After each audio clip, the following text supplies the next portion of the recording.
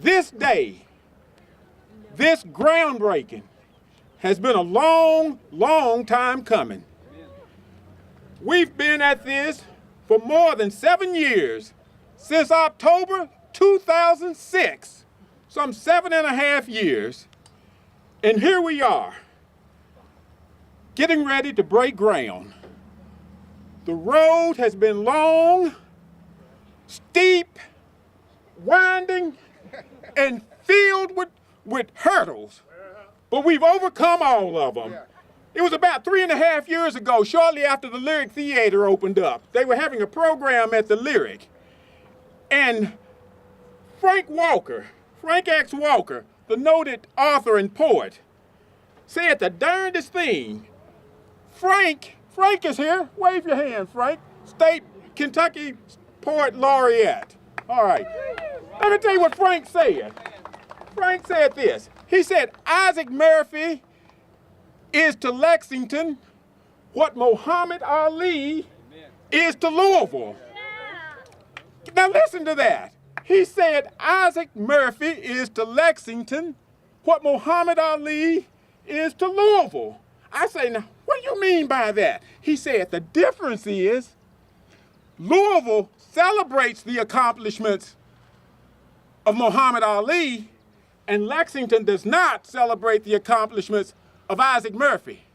It gives me great pleasure this afternoon to announce that changes today.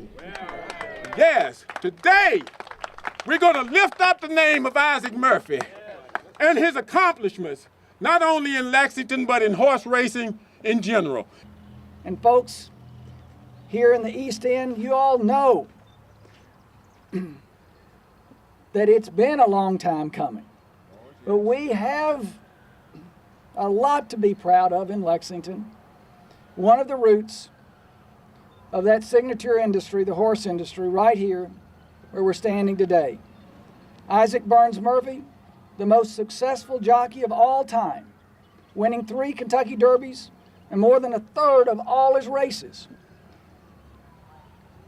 This park, once the site of Isaac Murphy's home, will honor the contributions of all the pioneers to horse racing within the community. The garden will serve as an extraordinary gathering place, a showcase, we all hope a public art, and a starting point for Lexington's marquee trail, the Legacy Trail. As a trailhead for the Legacy Trail, the Isaac Murphy Garden will connect the East End with the Kentucky Horse Park, where Isaac Murphy's buried. The design of the final section of the trail is underway, and construction will begin next year. As Thomas said so well, this has been a real collaborative effort. You know, sometimes the human spirit has to recognize that in times of adversity, that human spirit triumphs. It doesn't fail. And so much of that has to do with the persistence and the determination that's represented by so many of you all. Mark Arnold and Morgan Dye from Element Design have incorporated many ideas from the community. Those tiles over there, if you all haven't seen them, they're really, really extraordinary. And Connie Rayford, Connie was making sure that the members here from the Mustang Troop and our PAL group is here. So in addition to this original artwork, the Isaac Murphy Memorial Art Garden will include seats made of the native stone, a sunken amphitheater, bike racks, and native plants. And I'm told too that we'll even be able to see the foundation of Isaac Murphy's house. So in just a few months, this half-acre lot will be transformed into an extraordinary place. Something that I know all of you so involved and our community knows that Isaac Murphy himself would be smiling and proud of. So thanks to all of you. It's a testament to how special this project is that everybody would come out here and brave the elements, and as you can see that it's slacked off for a good occasion. I want to echo some of the comments that have been made earlier, just how excited that I am here to be with you all finally in celebration of the groundbreaking for Isaac Murphy. Mayor Gray, to the dignitaries behind me, to my predecessors in office who worked very hard, Councilwoman Andrea James, Councilman George Brown is in the back, and then also Steve Kay, my colleague, Councilmember at Large, is here as well. The brief comments that I'll share with you talk a little bit about collaboration and how special this project is. Collaboration takes time. It's not easy, and it's hard work. And it's been many, many years of collaboration put into this project. We know the cliche, Mayor, from construction, that it's best to measure twice in order to cut just once. And our engineering staff and the IMEG board, I'm certainly can attest to that we've done just that. There's been much calculation, estimation, deliberation, coordination. Some may argue procrastination, but I don't agree with that. Some needed agitation, and no doubt, never ever a shortage of dedication that has moved this project forward. And today we celebrate all of this at a groundbreaking and a new day for Isaac Murphy. It's a project worthy of hundreds of thousands of dollars in capital investment from multiple sources and complex funding streams. It's a publicly dedicated space designed to attract the best of artistic expression, both locally and from far beyond. And it's a diverse and interconnected community that has us here today, which is coalescing around Isaac Murphy from all across Lexington, north, south, east, and west. But some folks may still have at this hour a question of why here, of all places in Lexington. And that's quite simple. This is the right place to serve as trailhead of the Legacy Trail. This is home. If you guys have been keeping up with the sports news over the weekend, that's been a major theme up north in Cleveland of homecoming. But by comparison and like sign, today is a homecoming of sorts in Lexington. The legend of Isaac Murphy, a world-class athlete in his own right, and arguably still to this date, the best jockey in horse racing history, is returning to his homestead at East 3rd Street and Midland Avenue. And for our city, proudly self-proclaimed as the horse capital of the world, to honor Isaac Murphy with the namesake of this top-rate, first-class, and one-of-a-kind park facility is something special. Lexington should be and is very proud of this honor. So in closing, I want to leave that the Isaac Murphy Garden illustrates public-private park collaboration at its best. I'm encouraged that these efforts will yield an appreciable and sustainable community benefit to the East End and to Greater Lexington. Congratulations to all. It is indeed a remarkable day to be here, and yes, I do have some connections to Isaac Murphy that you may find interesting, or well, I'll let you decide. But I guess it was about 39 years ago when the state of Kentucky decided to buy 1,000 acres of farmland out in northern Fayette County and build the Kentucky Horse Park. And that was a really big venture, and there were a lot of construction projects at the start of that project. And the company that I worked for then, that I own today, built the first 5 or 6 of those projects. One of those projects was to build the stone entry gate. If you're familiar with the horse park, all that stone work. And along in that contract was also the Man of War monument. Well, Man of War, at that point in time, was buried with where his statue was, with his statue out on Huffman Mill Pike in about a 1-acre lot there, along with 7 of his offspring, stakes winners, that were his offspring.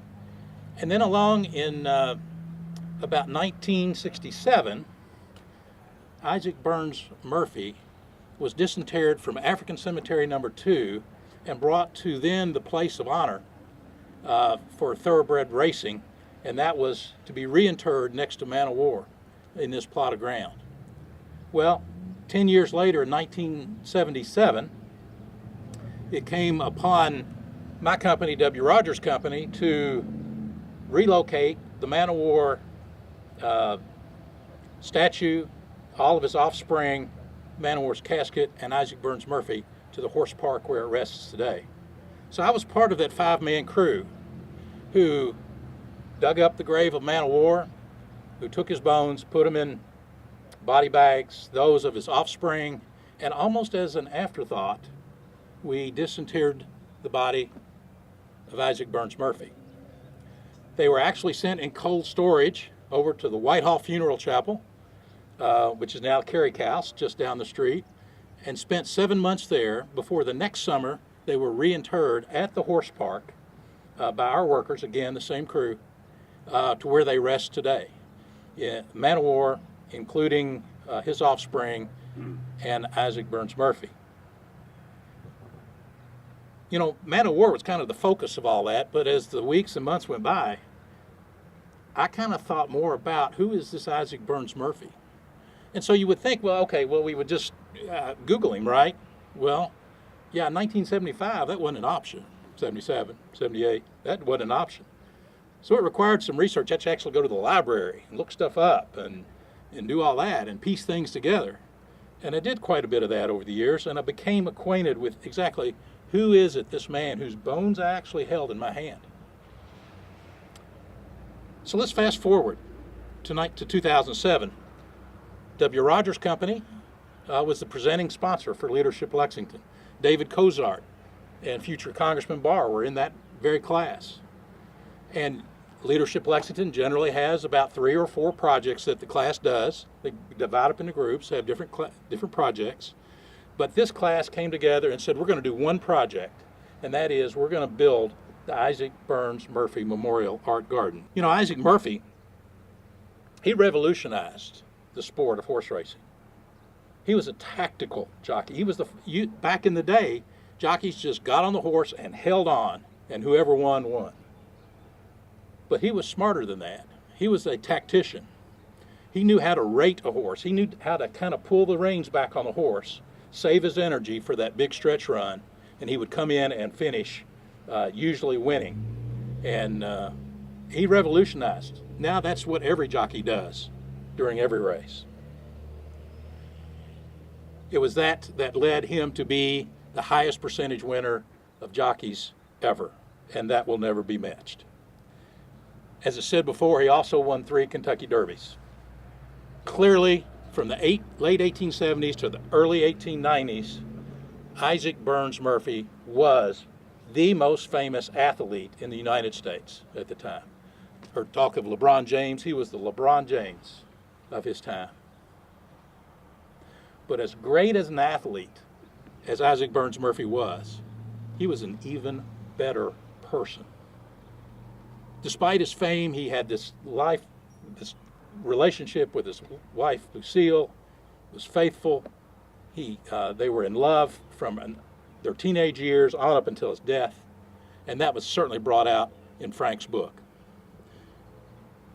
There were some people in the horse racing business back in those days that, you know, maybe didn't belong in the horse racing business, maybe a little bit shady, maybe would pay jockeys off to, you know, fix races.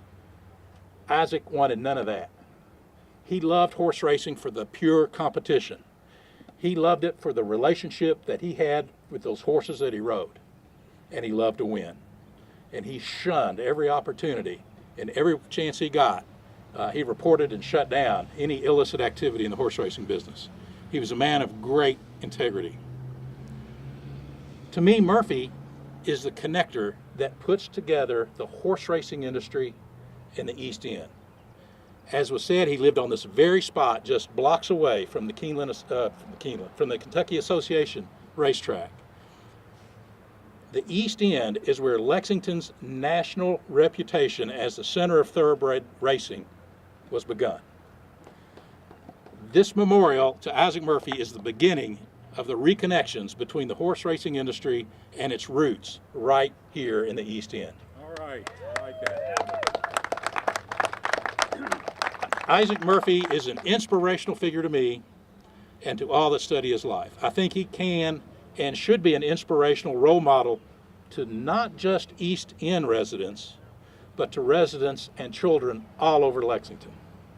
I look forward to the day when middle school children learn about Isaac in their classrooms and then take a field trip to this very art garden to experience firsthand the incredible legacy of Isaac Burns Murphy. Thank you all very much. Appreciate it. Try to hit them with the camera. 1, 2, 3. Hey.